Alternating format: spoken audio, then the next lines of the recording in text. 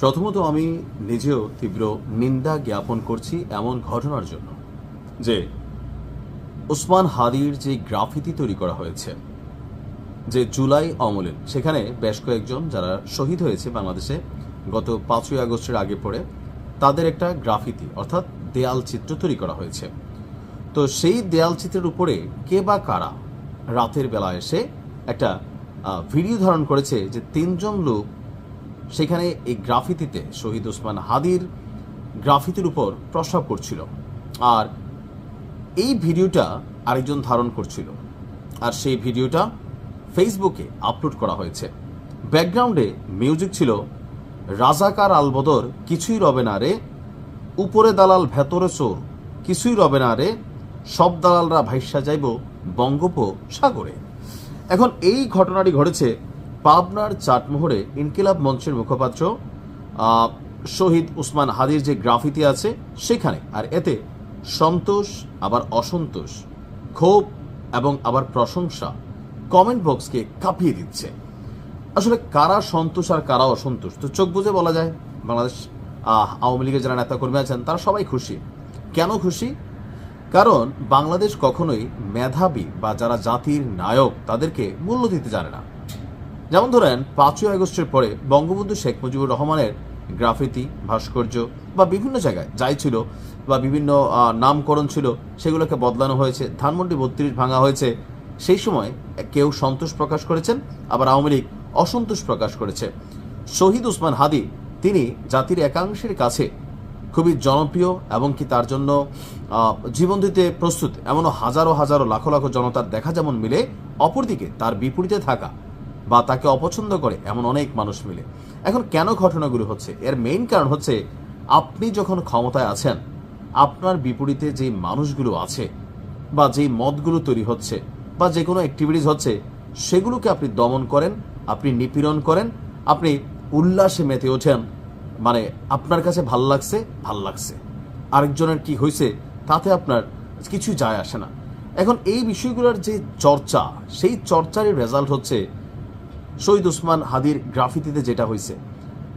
বঙ্গবন্ধুর ভাস্কর্যে বা বঙ্গবন্ধুকে নিয়ে যে অপমানজনক কর্মকাণ্ড করা হয়েছে ওইটা যেমন নিন্দনীয় ছিল, এটাও কিন্তু নিন্দনীয়। কিন্তু আপনি কাকে থামাবেন? এখানে যে বিষয়টা হয়েছে, যে রিলসটা আপলোড হয়েছে, শতভাগ এটা যুবলীগ ছাত্রলীগের ছেলেপেলেরা করছে। আর বঙ্গবন্ধুর এগুলোতে কারা করছে? এনটি আওয়ামী লীগ। কিন্তু বঙ্গবন্ধু একজন জাতীয় নেতা, জাতীয় বীর, বা আপনি যে নামে তাকে অভিহিত করেন। শহীদ ওসমান হাদির ভূমিকা ভিন্ন জায়গায়, তার জায়গাটা ভিন্ন জায়গায়, কিন্তু ঘটনাগুলো ঘটছে। এই সংস্কৃতির পরিবর্তন হতে হবে, কিন্তু এটাকে এত সোজা বলা সোজা, খুবই সিম্পল না? বলা সোজা। বাংলাদেশের মানুষের মধ্যে রাজনৈতিক আইডলিজম ধর্মের চেয়ে বড়, পিতৃ পরিচয়ের চেয়ে বড়। ধরেন বাবারে গালি দিলে মানা যায়, কিন্তু নেতারে গালি দিলে এদেশের মানুষ মানে না। ধর্ম নিয়ে কথা বললে, ধর্মের বিপরীতে কোনো কথা বললে, আল্লাহ রাসূলকে অপমান করলে, নবীকে অপমান করলে এই দেশের একাংশ কথা বলে আর একাংশ বলে না। কিন্তু নেতা নিয়ে দলীয় যিনি প্রধান আছেন, ধরেন শহীদ প্রেসিডেন্ট জিয়াউর রহমান, আওয়ামী লীগের সময় সমস্যাটা কি ছিল? যে শহীদ প্রেসিডেন্ট জিয়াউর রহমানকে মুক্তিযোদ্ধা বিরোধী, পাকিস্তানের এজেন্ট, এই ধরনের যে ট্যাগ দেওয়ার চেষ্টা করছে, সাধারণ মানুষ এগুলো পছন্দ করে নাই। এই যে মুরাদ, জনাব তারেক রহমানের মেয়েকে নিয়ে, জাইমাকে নিয়ে যে ধরনের বক্তব্য দিয়েছে, এগুলো মানুষ পছন্দ করে নাই, মানুষ ঘৃণা করছে। বাস্তবতা তাই না?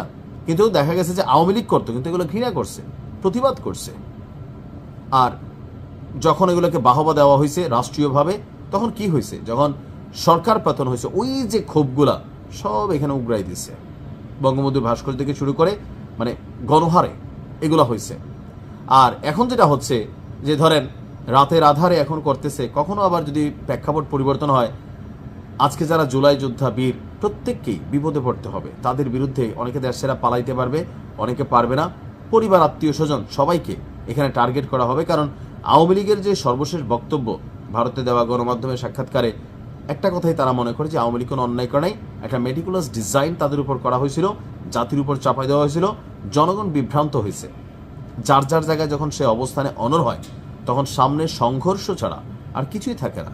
আমরা প্রতিবাদ করতে পারি, কিন্তু কাউকে না কাউকে তো থামতে হবে, ভিন্ন মতকে শ্রদ্ধা করতে হবে, ভিন্ন রাজনীতির দলগুলোকে বা দলের যারা প্রধান আছেন তাদেরকে শ্রদ্ধা করতে হবে। একটা দলের মধ্যে সবাই খারাপ থাকে না, যারা খারাপ তাদেরকে ঘৃণা করবেন, তাদের বিরুদ্ধে আইন ব্যবস্থা নেবে।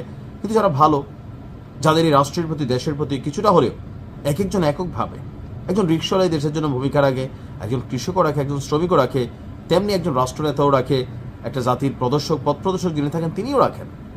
প্রত্যেককে মূল্যায়ন করতে হবে, এগুলো কোনোভাবেই কাম্য না। এখন আপনার ভালো লাগে এমন মানুষটা করছে, ওয়াও ওয়াও ওয়াও, আর যখন ভাল লাগে না হয়েছে, আরে হালার পুত্র দালাল। এই ট্যাগিং থেকে আপনাকে বের হয়ে আসতে হবে। এখন কে বা কারা করছে এটা নিয়ে প্রশাসন কিন্তু ইনভেস্টিগেশন করছে। তবে যতটুকু বোঝা গেছে লোকাল কোনো কেউ না, দূর থেকে এসে হয়তো করছে, বাট এটা সম্পর্কে পুলিশ ইনভেস্টিগেশন চলছে। ভালো থাকুন, ভালোবাসার একটা বাংলাদেশ গড়ে তুলুন। আসসালামু আলাইকুম।